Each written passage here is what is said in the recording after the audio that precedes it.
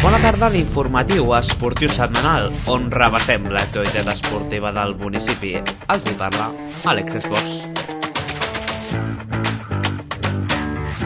El sènior masculí del Club Bàsquet Unificat Lloret guanya per un punt al Club Bàsquet d'Olesa, un partit que segons fonts del mateix club ho veien perdut, però una intervenció d'Eduard Garcia en l'últim moment va poder girar el resultat.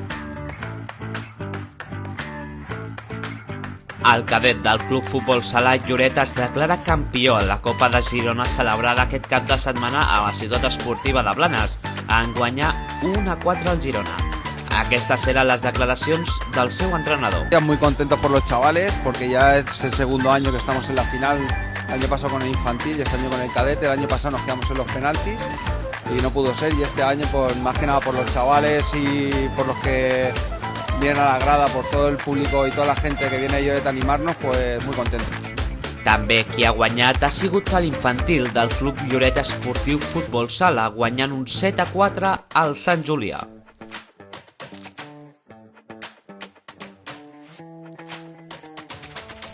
L'equip d'hoquei Lloret aconsegueix una victòria en primera catalana d'un 1-5 contra els Centelles, un resultat més que favorable per seguir amb la classificació actual del club.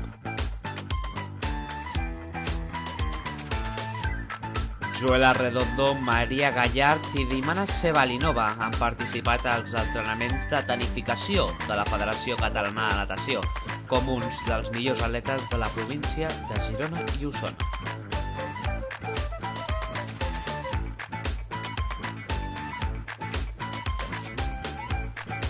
Tres esportistes del Club Karate Dris s'emporten una primera classificació en el Campionat de Catalunya de Karate, mentre que la resta de participants també han fet podi en segona i tercera posició.